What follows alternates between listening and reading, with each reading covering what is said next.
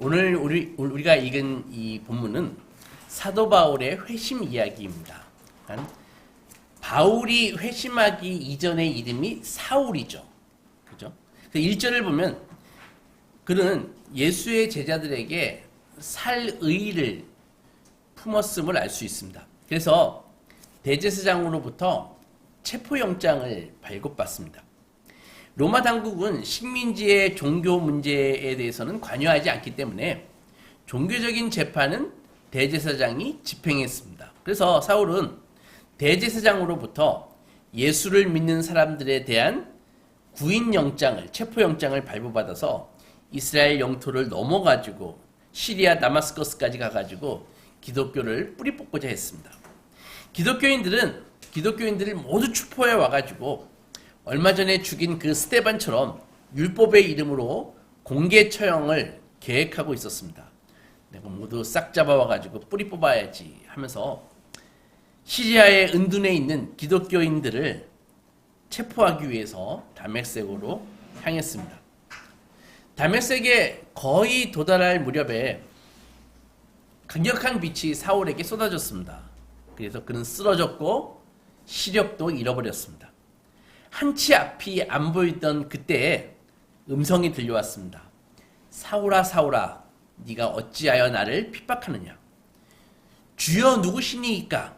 사울은 그 음성을 들을 때 그 음성의 주인과 자신과의 그 존재의 격차를 느꼈습니다. 그래서 자신을 그 압도하고 있는 그 음성에게, 그에게 자연스럽게 음성의 주인에게 주여라고 부를 수밖에 없었습니다. 나는 네가 박해하는 예수다. 너는 일어나 시내로 들어가라. 네가 행할 것을 너에게 이를 자가 있느니라 라고 하셨습니다. 사울은 땅에서 일어나 눈은 떴지만 아무것도 볼 수 없었습니다. 사울은 그래서 사람의 손에 이끌려가지고 다메섹으로 들어갔습니다. 어떤 분들은 이 사도 바울의 이 회심 이야기를 들으면서 바로 저거야. 하나님이 나에게 좀 저렇게 확실하게 바울처럼 그렇게 나타나시면은 내가 하나님도 잘 믿고 예수도 잘 믿을 텐데 라고 생각을 합니다. 그러나 회심에는 사도 바울과 같은 이렇게 극적인 회심만 있는 게 아닙니다. 사도행전 8장에 보면은 에디오피아의 그 재정을 담당하는 내시가 예루살렘을 방문했다가 귀국하는 길에 이사야서를 읽고 있었습니다.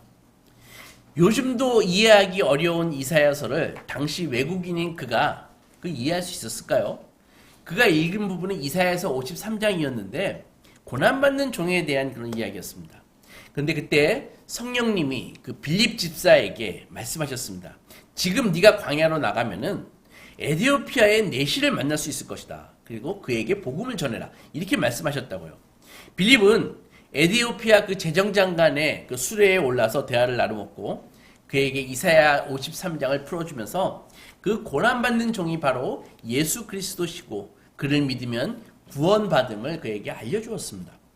내시는 복음을 받아들였고 그 자리에서 세례받기 원했습니다. 빌립은 내시에게 세례를 베풀었고 내시는 빌립 집사의 전도를 통해서 예수를 만났습니다.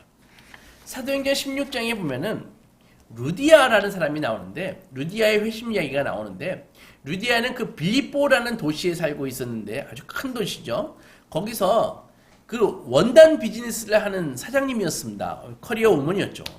그녀는 사도 바울처럼 극적인 회심의 사건이 일어난 적은 없었지만 사도 바울의 설교를 듣고 성령께서 마음을 열어주셔서 예수의 제자가 되었습니다. 빌립보 교회에서 나중에 그 루디아는 아주 중심적인 그런 역할을 합니다. 그래서 사도 바울의 사역에 큰 힘이 되었습니다. 이렇게 다양한 양태로 회심을 하지만 모든 회심에는 공통점이 있다는 것입니다. 그것은 바로 회심은 언제나 변화를 일으킨다는 것입니다. 우리가 오늘 본문의 바울이 회심한 이야기를 읽는 이유는 예수께서 각 사람에게 어떻게 보여주시는가 그것을 알기 위해서가 아니라 그분이 예수께서 자신을 보여주실 때 늘 일어나는 삶의 근본적인 변화를 배우기 위해서 오늘 우리가 살펴보는 것입니다. 바울의 회심을 좀 더 살펴보면 바울은 하나님이 어떤 존재인지 그리고 어떤 존재가 아닌지를 스스로 잘 안다고 생각했습니다. 나는 하나님에 대해서 잘 알고 있어. 이렇게요. 그럴 만한 것이 그의 그 학문적 배경이 어떤 바리새인이나 율법학자보다도 더 뛰어났습니다. 바울은 당시 랍비 가말리엘의 그 뛰어난 제자였는데 지금도 유대교에서는 가말리엘 하면은 그 유대교 수천 년 역사상 일곱 명 안에 드는 그런 뛰어난 랍비로 추앙받고 있는 사람이 가말리엘이었습니다. 그런 사람에게 바울은 율법을 배웠습니다. 그런 탁월한 학문을 가진 바울이었기에 하나님은 절대로 인간이 되실 수 없음을 알고 있었습니다. 그러나 갈릴리 어부들이 주장하듯이 예수가 하나님이라는 주장은 사실 회심 전에 그 바울에게는 말도 안 되는 소리라고 해요. 스데반이 공개 처형 당했던 그 장소에 바울이 거기 있었습니다. 바울이 직접 스데반에게 돌을 던지지 않았지만 처형을 독려하고 돌 던지는 자들의 옷을 받아 주었습니다. 그때 그는 스데반의 그 설교를 들으면서 예수라는 사람이 앞으로 성전과 제사장직과 제사제도를 다 폐기하실 것이다. 그런 이야기를 들었거든요. 그러니까 바울의 입장에서 이것은 그가 신봉하는 유대교를 정면으로 부인하는 것입니다. 용납할 수 없는 것이었죠. 그렇기 때문에 틀림없이 구약의 모든 책이 의미가 없어지는데 하나님은 결단코 그렇게 하실 리가 없어 라고 생각했을 것입니다. 반대로 그가 아는 하나님은 어떤 하나님이냐고 하면은 자기처럼 종교심과 도덕성과 이 수양이 깊어서 모든 율법의 계율과 규정을 토시 하나 틀리지 않고 잘 지키는 사람들을 하나님께서 복 주시는 분, 그렇게 알고 있었다고요. 그러나 이것은 바울이 원하는, 유대교가 원하는 하나님이었지 성경이 말씀하시는 하나님은 아닙니다. 많은 사람들이 성경이 말씀하는 진짜 하나님이 아니라 자신이 원하는 하나님을 믿습니다. 그러니까 이것은 어떻게 보면 신을 만드는 행위입니다. 그래서 자신이 섬기고 예배할 그럴 신이 필요한 것이 아니라 자신을 지지해 줄 그럴 신이 필요하다고 생각하는 것입니다. 그 신은 자신이 멸시하는 사람을 그 신도 멸시하고 자신이 저주하는 사람을 그 신도 저주해 주기를 바라는 것입니다. 또한 어떤 사람은 아무도 심판 같은 거 그런 거 하지 않고 모든 사람을 다 품는 사랑의 신을 원합니다. 그리고 어떤 사람들은 우주에 신 같은 거는 없어 이렇게 믿습니다. 이것은 사실 객관적인 생각이 아니라 개인적 소원과 욕망에 가깝습니다. 왜 신이 없다고 믿는 걸까요? 많은 사람들이 신이 없다고 생각하죠. 왜 신이 없다고 그렇게 생각할까요? 이유는 단순합니다. 내 마음대로 살고 싶은데 내가 통제할 수 없는 신이 있으면 내 마음대로 살 수 없기 때문입니다. 그런 이유로 세상에는 믿는 사람보다 믿지 않는 사람들이 훨씬 많은 것입니다. 적어도 자기의 세계 속에서는 내가 신이 되고 싶은데 다른 신이 있으면 성가시고 불편하기 때문입니다. 따라서 원죄를 갖고 태어나는 모든 인간은 스스로 힘으로 하나님을 찾고 믿는 것은 불가능하다는 것이죠. 그래서 성령의 개입하심과 도움이 없이는 우리 가운데 그 누구도 성경의 진짜 하나님을 결코 찾지 않습니다. 변화되기 전에 바울처럼 스스로 대신에 자기 맞춤형 신을 만들어내는 것이죠. 물론 만들어낸 신이 때때로 위안이 되기도 합니다. 마치 기성복이 아니라 맞춤형처럼 편하죠. 왜 그럴까요? 그 신은 결코 나에게 위로는 해주지만 나에게 싫은 소리는 하지 않기 때문입니다. 그러나 그 신은 내가 잘못하더라도 나를 책망하지 않으니까 결코 나를 변화시킬 수 없습니다. 요한일서 3장에 보면은 이로써 우리가 진리에 속한 줄을 알고 또 우리 마음을 주 앞에서 굳세게 하리니 이는 우리 마음이 혹 우리를 책망할 일이 있어도 하나님은 우리 마음보다 크시고 모든 것을 아시기 때문이라 라고 했습니다. 그러니까 우리는 내 마음에 딱 들어맞는 신이 아니라 우리 마음보다 크신 하나님, 모든 것을 아시는 하나님이 필요한 것입니다. 그 하나님이 설령 내가 듣기 싫은 말이라도 내가 믿기 싫은 그런 말씀이라도 나에게 해줄 수 있어야 되는 것이죠. 그러나 내가 만들어낸 신은 나의 마음과 생각을 초월할 수 없습니다. 그 신은 기껏해야 내 수준입니다.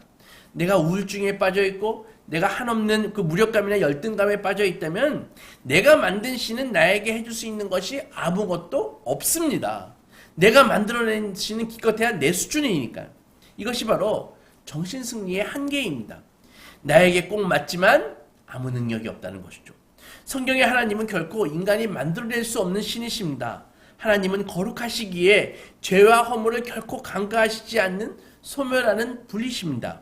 하나님이 그토록 거룩하고 정의로우시기에 예수께서 우리의 몫인 저주를 받으셔야지 우리는 그분의 몫인 복을 받게 되는 것입니다. 그러니까 우리의 몫인 저주를 받으셔서 그분의 못자국과 상처가 아직도 남아있는 예수만이 우리 안에 들어오셔서 이렇게 말씀해 주실 수 있으십니다. 죄짐이 무거운가? 너에게 정죄함은 없다. 자신이 쓸모없다고 느껴지는가? 세상이 너희가 쓸모없다고 판정을 내리는가? 아니다. 너희는 성자인 나의 피로 산 존귀한 존재이다. 이렇게 말씀해 주신다는 것입니다. 우리의 바람대로 만들어낸 신이 아닌 오직 창조주 하나님만이 우리의 정체성을 근본적으로 바꾸셔서 우리를 새로운 존재로 만드십니다. 그래서 하나님은 우리가 바라는 신이 아님을 깨달아야 됩니다. 하나님은 하나님이십니다. 그분께는 무서운 면도 있고 난감한 면도 있고 받아들이기 어려운 면도 있습니다. 왜 그렇죠? 인간이 만든 산물이 아니시니까. 하나님께서는 우리가 원하지 않는 말까지도 하시는 분이시니까. 생각해 보십시오. 우리가 원하는 좋은 말들이 많이 있죠. 우리를 용서한다든지 부활할 것이라든지 하나님이 우리를 입양하셨다는 말은 사실은 아무리 들어도 결코 변화되지 않습니다. 우리가 회심하려면 먼저 하나님이 그 누구에게도 통제받지 않고 살아있는 분이라는 것을 알아야 되는 것이죠. 하나님은 스스로 존재하신 전능하신 창조주이시고 이 우주는 그분의 것이고 지금도 졸며쉬지 않고 다스리신다고 하는 사실을 우리가 알고 믿어야 그때부터 하나님이 나에게 내가 하나님을 어떻게 생각하느냐가 중요한 것이 아니다. 하나님이 나를 어떻게 생각하느냐가 중요한 거다라는 것을 인정하고 깨닫기 시작하는 것입니다. 이것이 신앙을 향한 첫 번째 출발점입니다. 그래서 대부분의 사람들이 하나님을 믿지 않는 이유는 바로 이것입니다. 하나님을 제대로 믿는 것은 아직 죄성을 갖고 있는 인간에게는 불편한 것입니다. 하나님은 사람에게 아부하지 않으시거든요. 그런 신들이 좋아 보이지만 다 가짜들입니다. 인간 지성의 다 산물들일 뿐입니다. 다시 오늘 성경으로 돌아와서 사울은 다메섹으로 가는 그 길에서 강력한 빛의 쐐임을 받고 쓰러졌습니다. 그리고 물었습니다. 주여 누구십니까? 이때 들려온 대답이 그의 사울의 이 사고와 신학적인 체계를 송두리째 바꿔버리는데 그게 뭐냐면은 나는 네가 핍박하는 예수다 이렇게 말씀을 들었거든요. 사울에게는 기독교가 진리일 수 없다고 믿을 만한 이유가 있었습니다. 그것은 기독교는 구약 성경에 위배된다고 생각했습니다. 율법의 중심이 무엇인가? 하나님은 오직 한 분이시라는 것입니다. 그런데 기독교인들은 예수라는 사람을 하나님처럼 예배하고 있습니다. 가당키나 한가요? 더욱이 성경에는 메시아가 다윗의 후손으로 와서 그의 입의 막대기로 세상을 치고 그의 입술의 기운으로 악인들을 죽일 것이다 라고 그렇게 예언되어 있는데 근데 예수는 악인을 죽이기는커녕 본인 자신이 십자가에서 허무하게 죽어버렸으니 사울의 생각에는 결코 예수는 메시아일 수가 없었습니다. 더욱이 신명기 21장을 보면 나무에 달려 죽은 사람은 하나님께 저주를 받은 사람이다 라는 말씀이 나오거든요. 근데 예수는 정확하게 나무 십자가에 달려가지고 범죄자로서 수치스럽게 죽었다고요. 이것은 예수가 하나님의 저주를 받은 것이 분명하다는 것을 말해준다라고 사울은 생각을 했습니다. 그러니 바울로서는 기독교의 가르침은 성경에 위배된다고 그렇게 결론을 지을 만도 했지요. 그런데 나는 네가 핍박하는 예수다 라는 음성을 자신이 직접 들었습니다. 예수가 살아있는 것입니다. 지금까지 사울은 성경이 기독교의 가르침을 지지하지 않는다고 생각했었는데 이제 예수님이 부활하셨다는 이 반박할 수 없는 이 사실에 부딪혔습니다. 그러면은 지금까지 자기가 알고 있고 믿고 있던 것에 대해서 재해석을 해야 됐었던 것입니다. 3일 후에 사울은 예수가 하나님의 아들이심을 전파했습니다. 그럼 이때부터 예수 부활이라는 그런 사실에 비추어서 성경 전체를 다시 보고 다시 생각하게 되었습니다. 예수님은 나무에 달려 죽으셨고 그것은 하나님께 저주를 받은 것이 분명하다. 그런데 그를 하나님이 다시 살리셨다? 이것은 그의 명예를 회복시켜 주신 것이 분명한데, 그렇다면 그가 죽은 것은 자신의 죄 때문이 아니라 타인을 위한 것일 수밖에 없다. 혹시 예수가 우리 대신 죄에 대한 율법의 저주를 감당하신 것은 아닐까? 라는 것으로 사고가 발전하게 되었습니다. 계속해서 바울은 이사야서는 메시아는 세상을 심판할 강력할 인물이라고 적혀 있는데, 근데 같은 책 53장에서는 고난당하는 종의 이야기를 하면서 그가 찔림은 우리의 죄 때문이다.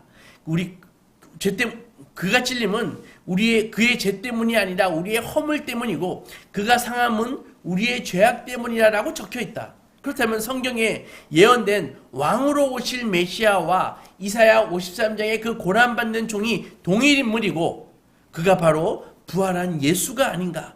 사울의 머릿속에서 빠른 이 신학적 논리적 전개가 막 일어났습니다. 그럼 날마다 우리가 성전에서 드리는 이 동물 제사는 뭐냐? 동물의 피로서는 사람의 죄를 속할 수 없는데, 그렇다면 혹시 모세를 통해서 주셨던 우리가 드리고 있는 이 동물 제사, 이것은 훗날 궁극적인 유월절 양으로 모든 사람의 죄를 짊어지고 대신 제물이 될 한 인간을 가리키는 예표일까? 하나님께서 그렇게 사고가 막 발전하기 시작하는 것이죠. 그리고 아브라함에게 주셨던 그 예언, 아브라함의 후손 가운데 한 사람이 나타나가지고 그 한 사람을 통해서 땅의 모든 인류가 복을 받을 것이라고 하는 창세기 12장의 그 예언이 예수를 통해 이루어진 것인가? 지금까지 그가 알고 있는 모든 성경 지식과 신학적 논리의 퍼즐이 이렇게 쫙 맞추어졌다고요.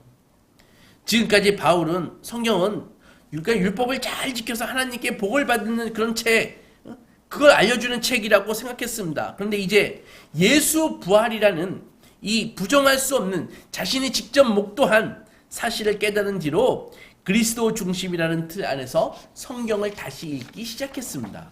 그러자 모든 것이 달라 보였습니다. 성경은 착하고 복받는 법을 알려주는 다른 종교의 경전과 같은 그런 책이 아니라 성경은 하나님께서 세상의 구원을 이루시는 방식에 대한 유일하고 일관된 역사다라는 것을 결론 내리게 된 것이죠. 이 경이로운 이야기의 정점에 예수 그리스도가 계심을 깨닫게 되었습니다. 바울이 하나님께서 다시 살리시고 명예를 회복시켜 주신 예수 그리스도에 비추어서 성경을 보기 시작하자 전체가 하나로 딱 들어맞으면서 세상과 자신의 삶이 전부 달라 보였습니다. 물론 그때 눈이 멀어서 다메섹에 누워 있었던 그 사흘 만에 그가 지금까지 갖고 있었던 모든 의문이 다 정리가 된 것은 아니었습니다. 여태 기독교를 대적하던 자신의 반론이 모두 다 답을 얻은 것도 아니었습니다. 그러나 예수가 부활하셨음을 깨닫자 그는 그가 갖고 있었던 모든 의문과 반론이 아직 좀 반론에는 언젠간 내가 답을 찾을 수 있을 거야 라고 확신했습니다. 그러면서 예수를 믿고 전파하면서 차차 정리해 갔습니다. 여러분, 우리도 마찬가지입니다. 많은 사람들이요, 이 시대에 기독교에 대한 반감과 반론을 갖고 있습니다. 많은 사람들이 교회 멤버에게 상처를 받거나 목회자에게 실망해서 교회를 떠나기도 합니다.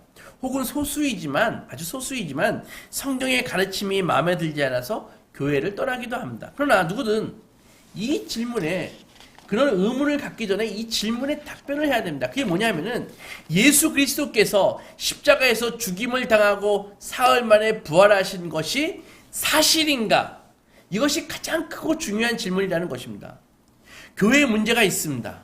다양한 사람들이 모였기 때문입니다. 그러나 교회가 문제가 있는 것이 예수가 부활하지 않았다는 증거가 될 수 있습니까? 전혀 관계가 없습니다. 생각해 보십시오. 예수가 부활하지 않았다면 교회가 무슨 문제가 있고 뭘 하든 무슨 상관이 있습니까? 다 쓸데없죠. 예수 부활이 없으면 교회는 그냥 세상의 친목단체와 다를 바가 없습니다. 친목단체는 마음에 안 들면 그냥 떠나면 그만입니다. 그런데 만약에 예수 그리스도께서 부활하셨다면 기독교 신앙과 복음은 진리입니다. 따라서 내가 갖고 있는 모든 반론에 대한, 모든 의문에 대한 해답이 아직 우리에게 없어도 언젠가는 수많은 의구심에 대한 답변이 존재함을 알기에 우리는 전진할 수 있다는 것이죠. 신앙은 나에게 맞는 종교를 선택하는 것이 아닙니다. 내가 문제가 많은 존재인데, 내 자신이 문제가 많은데 나에게 맞는 종교이고 내가 좋아하는 소리를 하는 종교라면 그것은 100% 인간이 만든 종교일 뿐이고, 그런 종교를 믿는다면 단순히 심리적인 위안을 얻는 어떤 템플스테이 프로그램과 그렇게 다를 바가 없는 정신승리일 뿐입니다. 따라서 기독교가 나에게 맞는가라는 질문을 하지 말고 예수 그리스도의 부활이 실제로 역사적으로 있었던 일인가를 살펴봐야 되는 것이죠. 기독교 신앙의 중심에 예수 그리스도의 죽으심과 부활이 있기 때문입니다. 만약 그것이 사실이라면 자신을 위해 나를 창조하신 하나님이 계신 것입니다. 당장은 아닐 수 있지만 결국 기독교 신앙은 그렇게 되면은 결국 나에게 맞습니다. 왜? 나를 사랑해서 자기 목숨을 버리신 하나님이 계시기 때문입니다. 예수께서 부활하셔서 실존하신다면 비록 아직 교회와 기독교에 대한 의구심이 완전히 풀리지 않았어도 바울처럼 주여 무엇을 하리이까 라고 아뢰 수밖에 없다는 것이죠. 다시 본문을 보면 강력한 빛을 받고 쓰러진 바울은 음성을 듣습니다. 사울아 사울아 네가 어찌하여 나를 박해하느냐, 핍박하느냐. 잘 생각해보면요, 이 말씀은 바로 이해하기 어렵습니다. 왜냐하면 사울은 기독교 신자를 박해했지 예수를 박해한 것은 아니죠. 근데 예수님은 사울에게 네가 어찌하여 나를 핍박하느냐 그렇게 물으시거든요. 사울이 예수를 핍박했나요? 이제까지 사울은 예수를 본 적도 없습니다. 예수님의 이 말씀은 나중에 이 바울 신학에 엄청난 영향을 끼칩니다. 예수 그리스도와 그의 백성들의 그 연합은 단순히 종교적인 신념을 공유한 그런 연합이 아니라 성도에게 벌어지는 일은 곧 예수에게 벌어지는 일이고, 정확하게 같은 논리로 예수 그리스도께 해당되는 사실은 성도에게도 똑같이 해당된다는 것을 이야기하고 있는 것입니다. 바울 서신을 읽어보면요, 유독 그리스도 안에, 예수 안에, 주 안에, 그 안에 이런 표현이 굉장히 많이 나옵니다. 어떤 분이 세보니까는 160회 이상 나온다고 그렇게 얘기를 해요. 로마서를 보면 우리가 죽어서 예수와 함께 장사되었다 그렇게 이야기합니다. 아니 사실 언제 우리가 예수와 함께 죽어서 장사된 적이 언제입니까? 언제 그런 일이 있습니까? 예수님은 2000년 전 사람인데, 에베소서 2장에 보면은 하나님께서 예수 그리스도를 다시 살려서 그분의 우편에 앉히실 때 우리도 함께 죽음에서 일으켜서 그리스도 예수 안에서 함께 하늘에 앉히시니라고 했습니다. 과거형으로. 아니 지금 우리는 2026년도 대한민국 경기도 화성에 이게 살고 있는데 왜 과거형을 사용해서 하나님께서 우리를 예수와 함께 하늘에 앉혔다고 했습니까? 우리 지금 봉담에 있는데. 그것은 성도는 예수 그리스도와 이미 연합되어 있기 때문에 그분이 죽으시고 부활하시고 승천하실 때 우리도 똑같이 그렇게 했다라는 말인데, 이것은 이미 이루어진 과거의 일처럼 확실한 사실과 연합을 강조한 말입니다. 과거의 사실을 바꿀 수 없듯이 성도와 예수의 연합도 그렇게 불변하다는 것을 알려주는 것입니다. 성도와 예수 그리스도와 연합되어 있다는 의미는 크게 두 가지 면에서 중요합니다. 첫째는 성도는 예수 그리스도와 법적으로 연합되어 있다, 그런 말입니다. 하나님이 보시기에 우리는 마치 우리 자신이 우리 죄로 인해서 우리가 십자가에서 죽어서 형벌을 받은 것처럼 죄의 형벌로부터 해방되었습니다. 하나님은 이제 더 이상 우리 죄에 대해서 법적인 책임을 묻지 않으십니다. 뿐만 아니라 법적인 책임을 묻지 않으실 뿐만 아니라 우리를 심지어 의롭다고 여기십니다. 죄 많은 우리를 하나님께서 의롭다고 여기십니다. 예수께서 죽음을 거쳐서 부활 승천 영광의 자리로 높여지셨으므로 우리도 예수를 믿으면 하나님이 우리를 대하실 때 마치 하나님이 예수께서 이루신 일을 우리가 이룬 것처럼 그렇게 대해 주신다는 것입니다. 마치 우리가 예수만큼이나 의롭고 위대한 것처럼 하나님께서 우리에게 보상해 주신다는 것입니다. 그래서 신앙이 잘한다는 게 뭔지 아세요? 신앙이 잘한다는 것은 예수께서 나를 위해 베푸신 그 내가 받은 구원이 얼마나 대단한 것인지 그 가치를 알아가는 것이 신앙이 성장하는 것입니다. 근데 많은 사람들이 구원은 기본이고 하나님 돈 좀 많이 주세요. 이런 식으로 생각을 하니까 이게 큰 문제라는 것이죠. 구원이 기본이라고요. 신앙은 내가 받은 구원이 얼마나 위대한 것인지를 깨닫는 것이 바로 신앙인 것입니다. 둘째로 성도와 예수 그리스도의 연합은 영적인 생명인 것입니다. 17절 보겠습니다. 아나니아가 떠나 그 집에 들어가서 그에게 안수하여 이르되 형제 사울아 주 곧 네가 오는 길에서 나타나셨던 예수께서 나를 보내어 너로 다시 보게 하시고 성령으로 충만하게 하신다 하니 성령 하나님이 회심한 바울 안에 들어가신 것처럼 우리 안에도 친히 들어오십니다. 성령께서. 예수님은 교회의 머리 되시고 우리는 그분의 지체 아닙니까? 지체잖아요. 그죠? 손이 신경을 통해 머리와 연합되어 있듯이 우리도 성령님을 통해 하나님의 그 신의 성품에 참여함으로 예수 그리스도와 연합되어 있습니다. 그래서 예수께서 사울에게 네가 나의 백성을 핍박하는 것은 곧 나를 핍박하는 것이다. 그렇게 말씀하신 이유가 바로 그거라고요. 당연하죠. 누가 내 손을 때린 것은 그건 나를 때린 거잖아요. 그죠? 마찬가지입니다. 성도가 핍박받는 것은 바로 예수가 핍박받는 거랑 똑같은 것이죠. 누가 손을 때리면 나를 때린 것과 마찬가지로. 이 연합은 법적이면서 동시에 인격적인 생명입니다.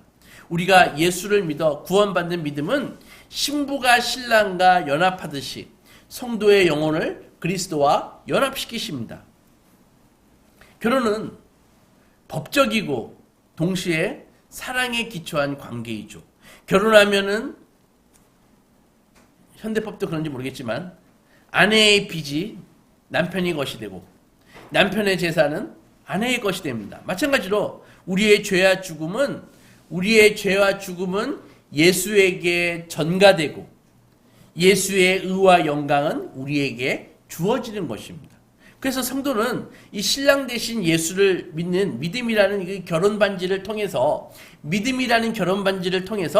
모든 죄에서 해방되고 죽음과 지옥으로부터 안전해지고 영원한 의와 생명과 구원을 얻게 되는 것입니다. 그래서 자신이 법적으로 받아들여진 난 법적으로 예수 그리스도의 신부야. 그것을 확신하면 확신할수록 우리 마음은 두려움과 수치심에서 해방되는 것입니다.